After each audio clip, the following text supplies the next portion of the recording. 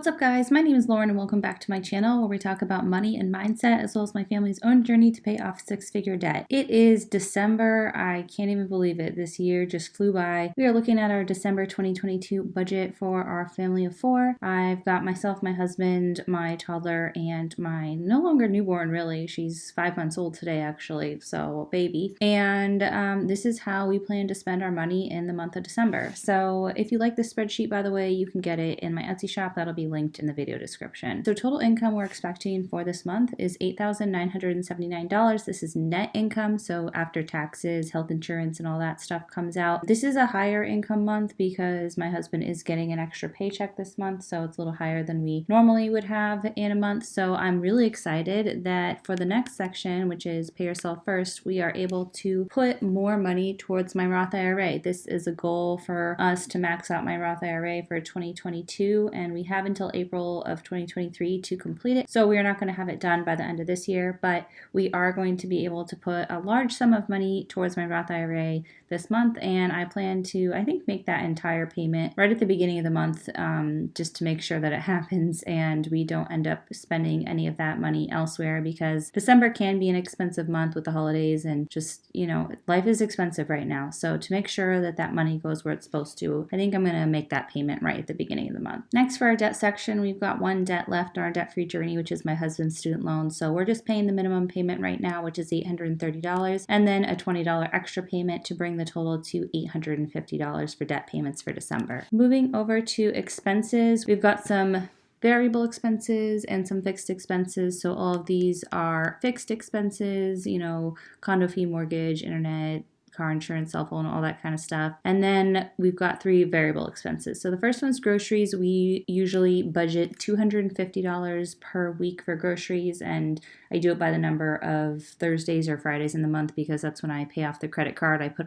my groceries on a credit card to get points and then pay it off every single week. So in December, there are 5 Thursdays or Fridays. So we normally budget $1,250, but because it is December and I'm hoping to do like a little extra baking and stuff this month, I did put an extra $50 in our grocery budget to bring it to $1,300 for this month. Next, for gas, we budgeted $200. That's been approximately working for us. Some months it's a little under, some it's a little over, as you'll see in our November budget recap, which will be up next week probably. $200 has pretty much been working for us, so I'm keeping it around there. And then we budget $50 for miscellaneous expenses. Moving on to the sinking funds, which is my favorite part of the budget. We started doing sinking funds, I want to say like almost 2 years ago now, and that was really such a game changer for us because we had our fixed and variable expenses, but like there were just certain expenses that didn't come up every month, or that we didn't know how much to budget for or how to allocate money for. And so, you know, we'd need an oil change, or something else would come up that we need to like repair in our home or something like that, and we wouldn't have budgeted for it. And so it really was throwing off our budget. So since we added sinking funds, it's really made our budget a lot more consistent and made it so that miscellaneous category can be only at $50. At one point,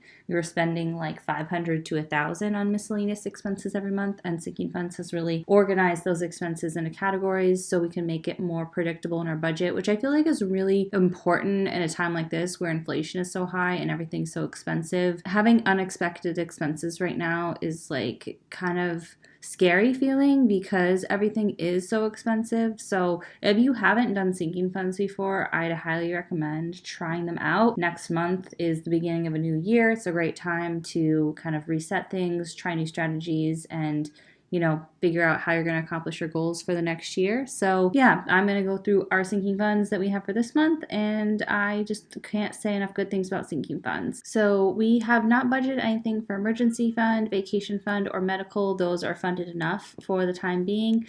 For my husband and I, we're each getting $200 for personal spending money.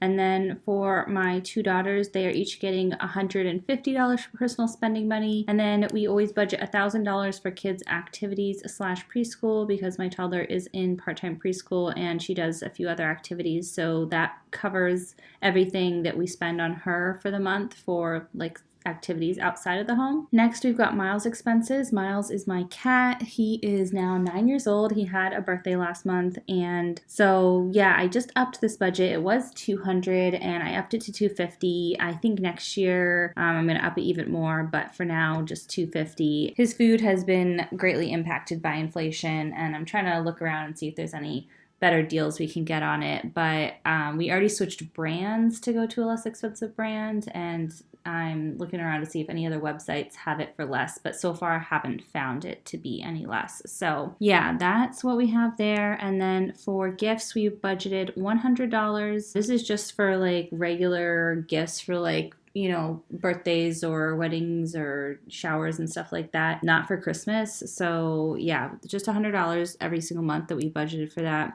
Car maintenance, we budgeted $75, and thankfully we haven't had any major car repairs this year, but I'm hoping to continue to build this fund up as those types of repairs are inevitable. And then for house maintenance, we budgeted $150, for utilities $400, and so far that's holding us, you know, through the early winter. We'll see if that's enough as we get into like full-on winter here in New England. And then finally for Christmas / kids' birthdays, we budgeted $100. So total for our sinking funds this month is $2,775. So going down to our budgeted summary, I'm really happy to see that Pay Yourself First is 13.8% of our money this month. This is very rare that it's this high lately, especially. So yeah, it's really great to see almost 15% of our after-tax income go towards Pay Yourself First. And we also have other money going this month towards Pay Yourself First because there's pre-tax 401k deductions that come out of my husband's paycheck. So that's really nice to end the year strong with a good investing month. Debt, 9.5% is going towards debt. That's our payments towards my husband's student loan. Expenses is 45.8% of our budget, and then sinking funds is just about 31% of our budget. So that is it for today's budget with me, the last budget of the year. Are you guys budgeting this month? Have you stuck to budgeting this year? If not, this is your sign to get on it for the month of December, because December is an expensive month, and just tracking everything tends to be really helpful in minimizing expenses. Even if you're going over in categories and it's not perfect and it's not pretty, just the more practice you get with it, the better you get at it. And the more you track things and are looking at it, the better decisions you can make on how you spend your money. So like I said, if you like this spreadsheet, you can get it for yourself in my Etsy shop. It actually comes with a net and gross budget spreadsheet for monthly and annual budgeting. So again, great time of year to check that out for my annual budget spreadsheet and make an annual budget for 2023 so you can go into the year feeling prepared and organized with your finances. Thank you guys so much for watching. As always, give this video a big thumbs up if you liked it, and subscribe if you want to follow along with my family's financial journey and get more tips and tricks on improving your finances. And I will talk to you guys soon in the next video. Bye.